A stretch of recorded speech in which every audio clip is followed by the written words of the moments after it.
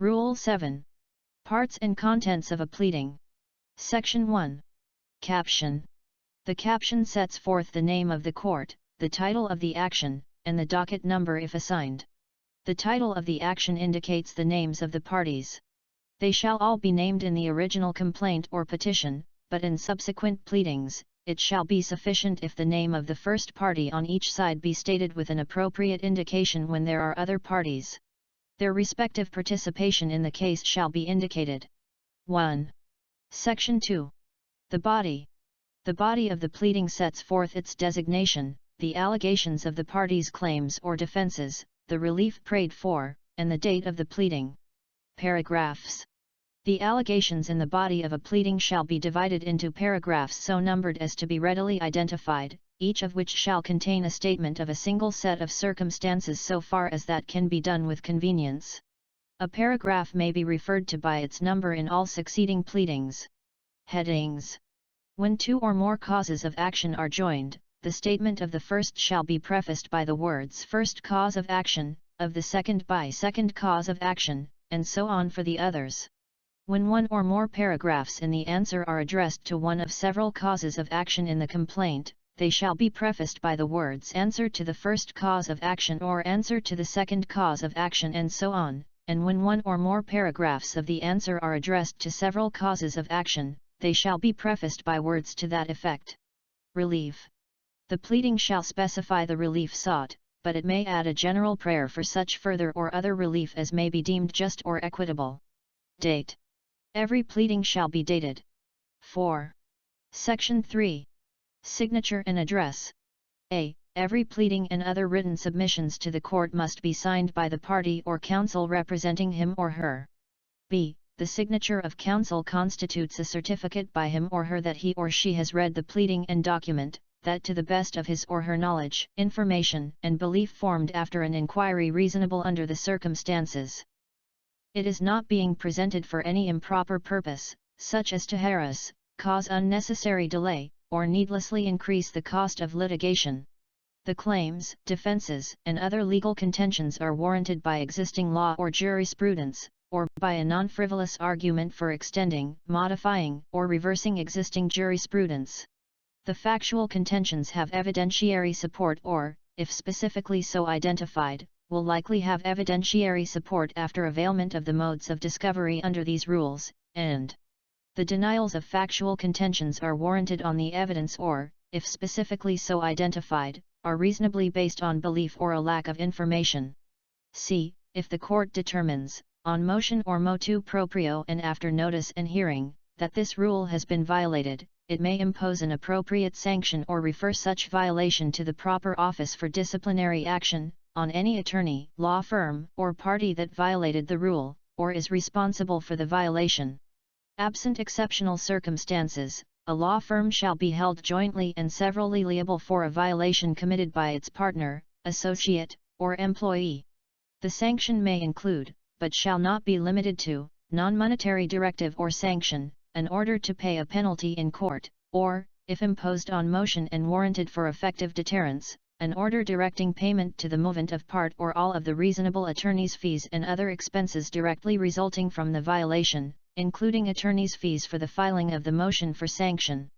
The lawyer or law firm cannot pass on the monetary penalty to the client. 3a. Section 4. Verification.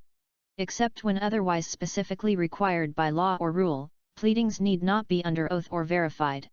A pleading is verified by an affidavit of an affiant duly authorized to sign said verification. The authorization of the affiant to act on behalf of a party, whether in the form of a secretary's certificate or a special power of attorney, should be attached to the pleading, and shall allege the following attestations. The allegations in the pleading are true and correct based on his or her personal knowledge or based on authentic documents.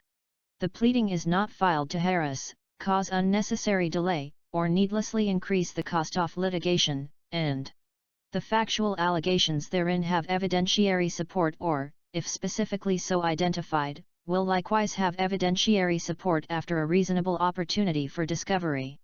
The signature of the affiant shall further serve as a certification of the truthfulness of the allegations in the pleading.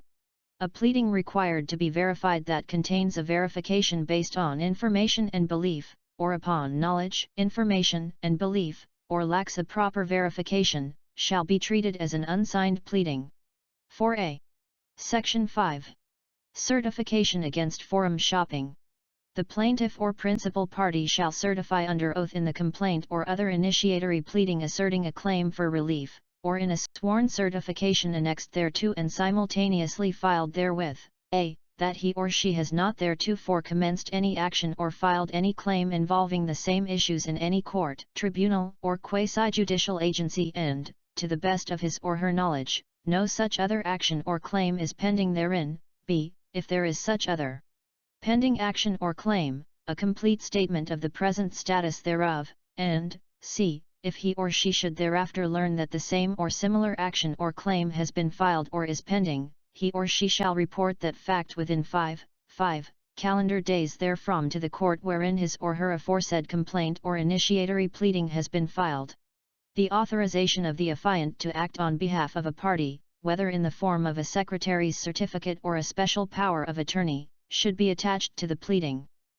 Try Finviz app, the most comprehensive source of stock market information for United States stocks. Try it using the link in the description to get special offers. Get ahead of the pack now. Failure to comply with the foregoing requirements shall not be curable by mere amendment of the complaint or other initiatory pleading but shall be cause for the dismissal of the case without prejudice, unless otherwise provided, upon motion and after hearing. The submission of a false certification or non-compliance with any of the undertakings therein shall constitute indirect contempt of court, without prejudice to the corresponding administrative and criminal actions. If the acts of the party or his or her counsel clearly constitute willful and deliberate forum shopping, the same shall be ground for summary dismissal with prejudice and shall constitute direct contempt, as well as a cause for administrative sanctions. 5a. Section 6. Contents. Every pleading stating a party's claims or defenses shall, in addition to those mandated by Section 2, Rule 7, state the following. Names of witnesses who will be presented to prove a party's claim or defense. Summary of the witnesses' intended testimonies, provided that the judicial affidavits of said witnesses shall be attached to the pleading and form an integral part thereof. Only witnesses whose judicial affidavits are attached to the pleading shall be presented by the parties during trial. Except if a party presents meritorious reasons as basis for the admission of additional witnesses, no other witness or affidavit shall be heard or admitted by the court, and documentary and object evidence in support of the allegations contained in the pleading. N.